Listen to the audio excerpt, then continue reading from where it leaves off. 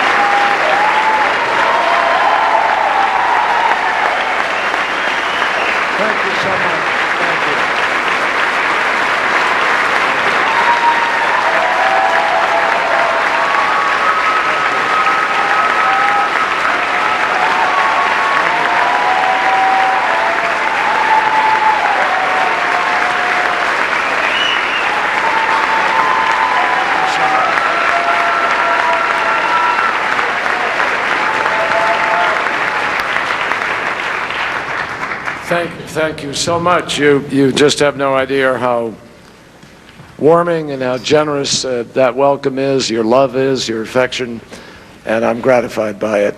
I'm sorry that we got here a little bit late and a little bit short. Earlier today, I spoke to President Bush and I offered him and Laura our congratulations on their victory. We had a good conversation. And we talked about the danger of division in our country and the need, the desperate need for unity, for finding the common ground, coming together. Today, I hope that we can begin the healing. In America,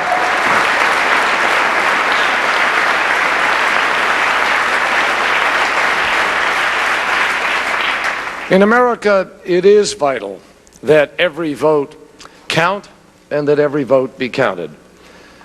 But the outcome should be decided by voters, not a protracted legal process. I would not give up this fight if there was a chance that we would prevail. But it is now clear that even when all the provisional ballots are counted, which they will be, there won't be enough outstanding votes for us to be able to win Ohio. And therefore, we cannot win this election. My friends, it was here that we began our campaign for the presidency. And all we had was hope and a vision for a better America. It was a privilege and a gift to spend 2 years traveling this country, coming to know so many of you. I wish that I could just wrap you up in my arms and embrace each and every one of you individually all across this nation. I thank you from the bottom of my heart.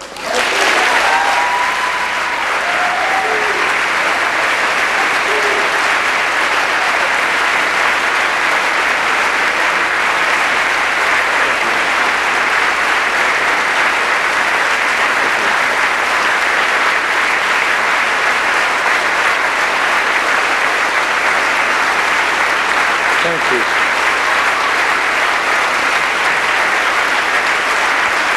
Thank you.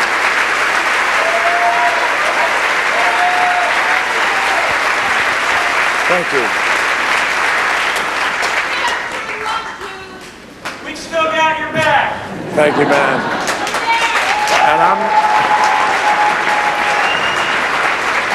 And I assure you, you watch, I'll still love yours. So, hang in there.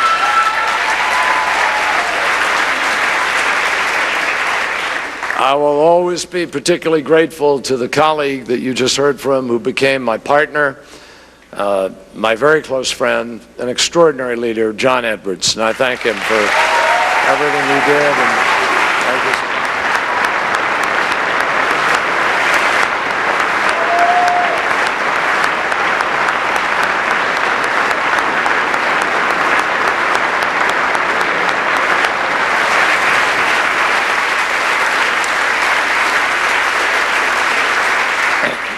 John and I would be the first to tell you that we owe so much to our families. They're here with us today.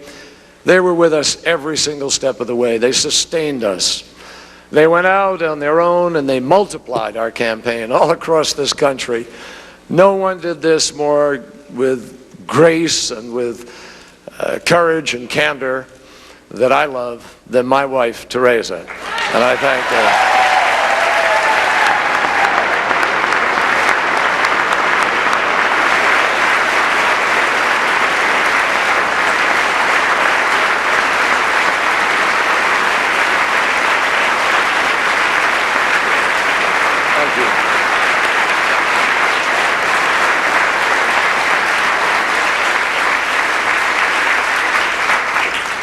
And our children were there every single step of the way. It was unbelievable. Vanessa, Alex, Chris, Andre, and John from my family, and Elizabeth Edwards, who is so remarkable and so strong and so smart.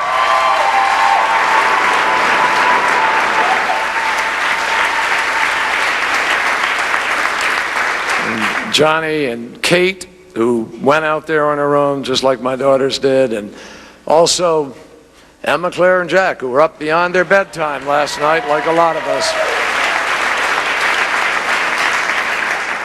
I want to thank my crewmates and my friends from 35 years ago, that great band of brothers who crisscrossed this country on my behalf through 2004.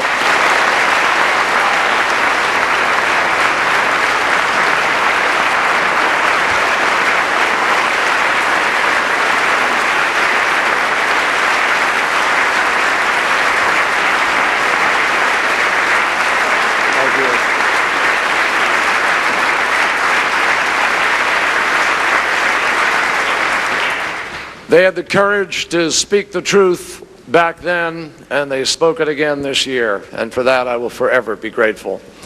And thanks also, as I look around here, to friends and family of a lifetime, some from college, friends made all across the years, and then all across the miles of this campaign. You are so special.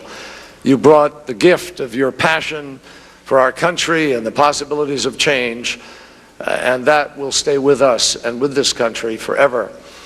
Thanks to Democrats and Republicans and independents who stood with us, and everyone who voted, no matter who their candidate was. And thanks to my absolutely unbelievable, dedicated staff led by a wonderful campaign manager, Mary Beth Cahill, who did an extraordinary job.